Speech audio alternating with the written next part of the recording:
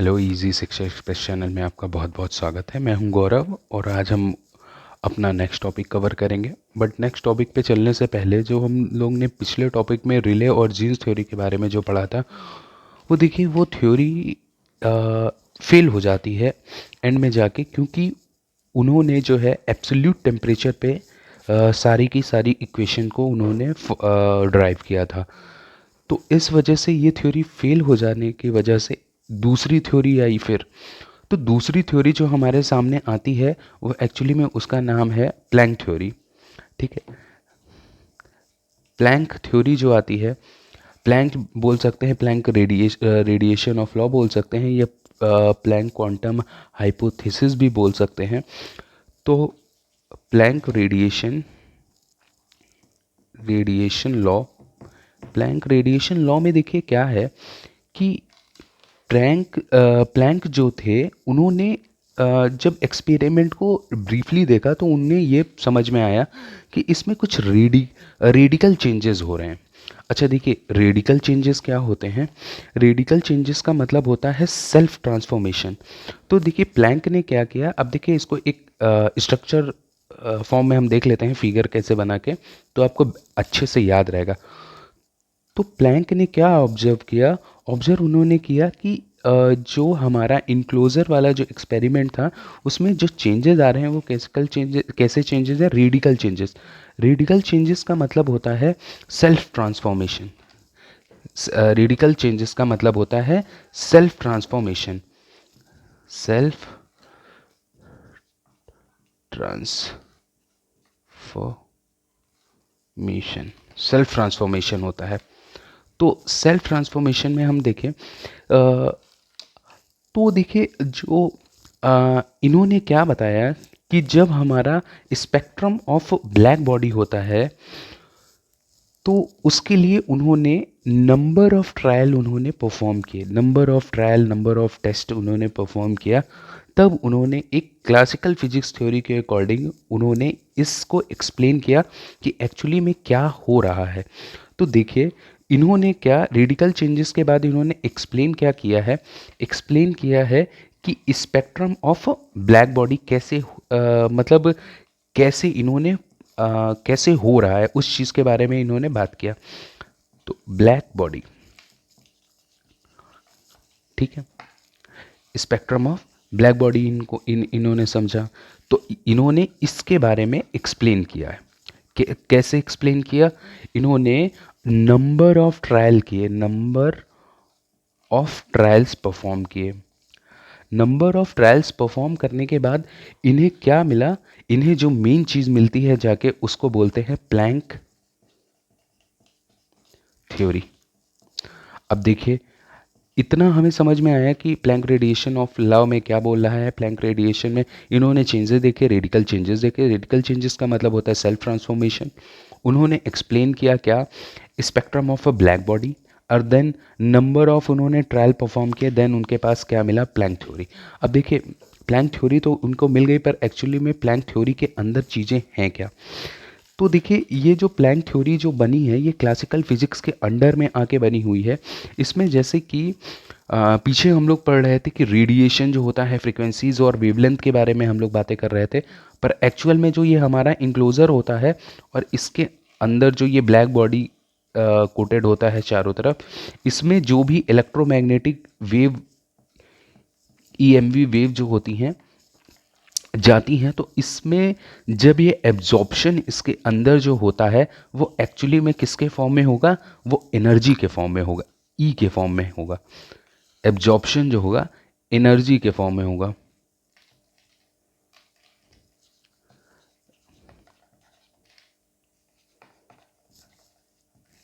Under energy form, energy form के अंदर में होगा जाके। ठीक है, तो इसमें जो है हमारी जब एनर्जी जो होती है जब स्टोर होती है धीरे धीरे करके, तो इसका लेवल जो होता है, एनर्जी जो होती है, जब ऊपर से नीचे की तरफ जो रेडिएशन की एनर्जी होती है वो क्या हो रही होती है? वो एक्चुअली में डिक्रीज हो रही होती है। ये जो हमारी एनर्जी होती है वो क्या हो रही होती है, वो डिक्रीज हो रही होती है जैसे जैसे ऊपर से नीचे आ रही है। क्यों? क्योंकि हमारा रेडिएशन है, ब्लैक बॉडी है, तो वो उसको एब्जॉर्ब करता है। तो देखिए, सपोज हमारा ईवीएम रेडिएशन हो रहा है, कोई पार्टिकल ऑक्सीलेट करते हुए आया और इस पे रिफ्लेक्शन हुआ, तो वो रिफ्लेक्शन जो हो रहा है वो कैविटी के अंदर जो पार्टिकल्स होते हैं, इसमें जितने भी पार्टिकल्स होते हैं रेडिएशन में, वो धीरे धीरे एनर्जी के फॉर्म में क्या होते हैं, एब्जॉर्ब होते जाते हैं इन ब्लैक बॉडी सरफेसेस पे। तो इसके अकॉर्डिंग इन्होंने एनर्जी का बताया कि पार्टिकल की एनर्जी कैसे एब्जॉर्ब हो रही है और कितनी बचेगी। तो उसके हिसाब से इन्होंने फॉर्मूला दिया, E N is equal to N H we.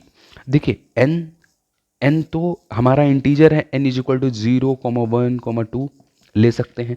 H H जो हमारा है वो एच हमारा है प्लैंक कांस्टेंट,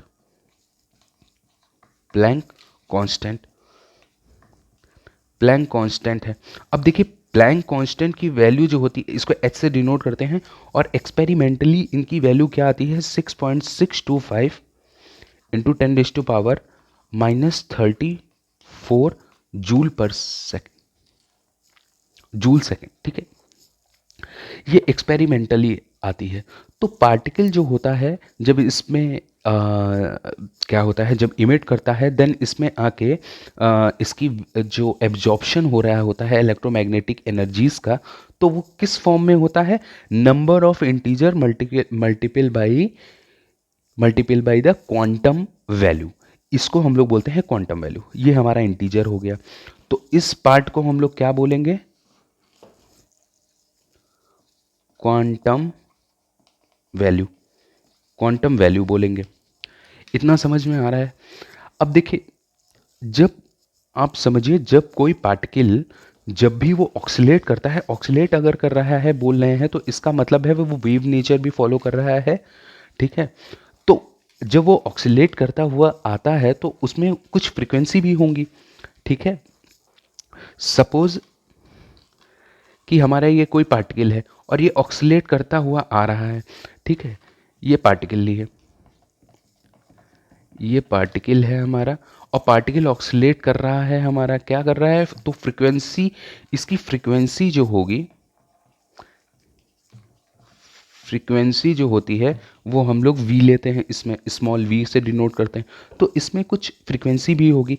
जब जब ये particle t is equal to 0, मतलब टेम्परेचर इज इक्वल टू 0, इस टेम्परेचर, मतलब टेम्परेचर इज इक्वल टू 0 का मतलब होता है एब्सोल्यूट टेम्परेचर पे होगा,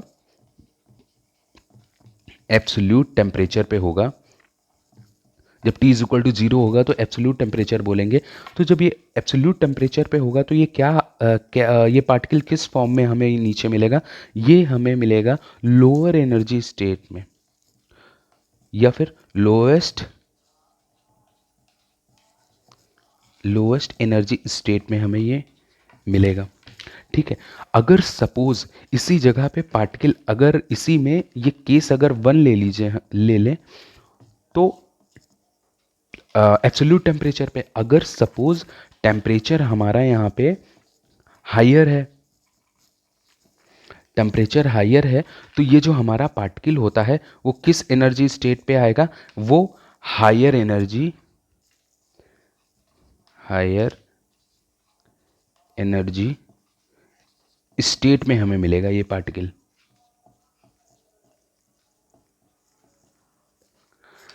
तो देखिए, प्लैंक के अंदर ये दो हमारे केसेस मिलते हैं, ठीक है।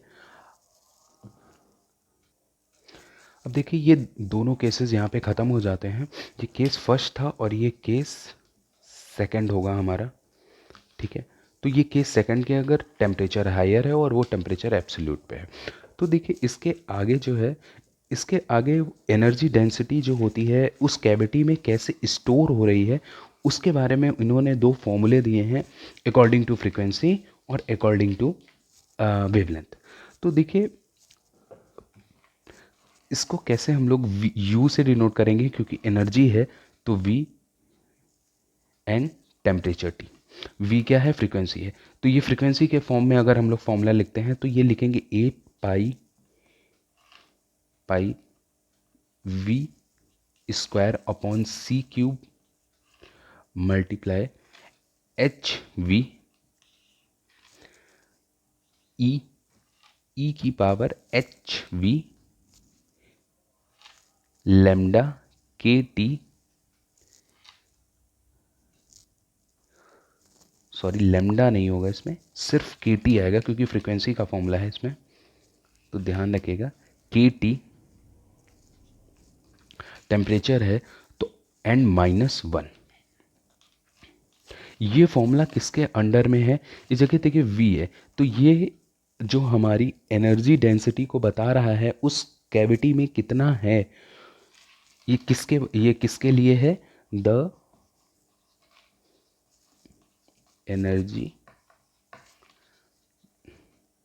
Energy density of the radiation inside the cavity। ठीक है, और ये वाला जो अपर फॉर्मूला है ये किसके फॉर्म में लिया है, इन टर्म्स ऑफ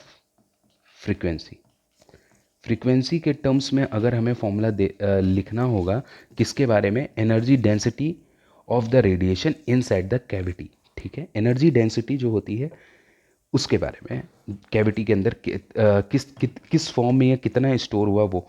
अब देखिए अगर यही फॉर्मूला जो है हमें लेमडा मतलब वेवलेंथ के फॉर्म में लिखना होगा टेम्परेचर के, तो देखिए 8 पाई एच सी आ जाएगा। देखिए वहाँ पे वी था, वी स्क्वायर था, यहाँ पे एच सी आ जाएगा, अपॉन में हमारा आएगा लेमडा की पावर 5 इंटू 1 अपॉन ई की पावर एच सी हो जाएगा यहाँ पे लेमडा के T -1।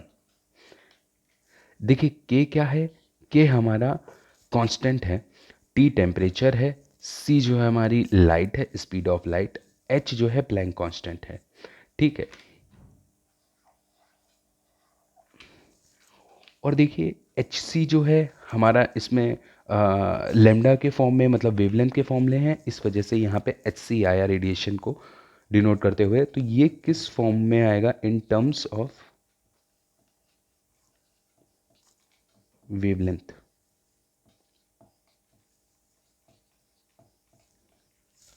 In terms of wavelength आएगा। तो ये बेसिकली इतना हमें पता चला, इसी को इतनी ही इनकी थ्योरी थी प्लैंक रेडिएशन लॉ। इन्होंने इतना ही इसके बारे में डिस्कस किया है जितना हमने आपको बताया है, और इतना ही सफिशिएंट है। इन फॉर्मूलों का डेरिवेशन पे आप बिल्कुल मत जाइएगा, डेरिवेशन आपको मिलेंगे भी नहीं किसी भी बुक्स में। और दूसरी बात ये भी है कि एग्ज़ाम पॉइंट ऑफ व्यू से आपका डेरिवेशन इंपॉर्टेंट नहीं है, क्योंकि इसकी थ्योरी बहुत इंपॉर्टेंट है।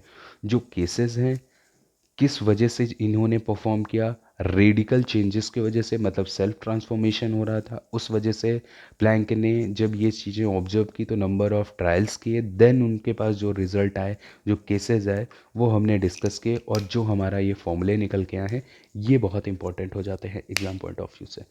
देखिए जो हमारा नेक्स्ट टॉपिक आता है वो फोटो इलेक्ट्रिक इफेक्ट है, और वो आपको अब नेक्स्ट वीडियो में देखने को मिलेगा। I hope you like this video. If you like this video, please like and subscribe my channel. Thank you.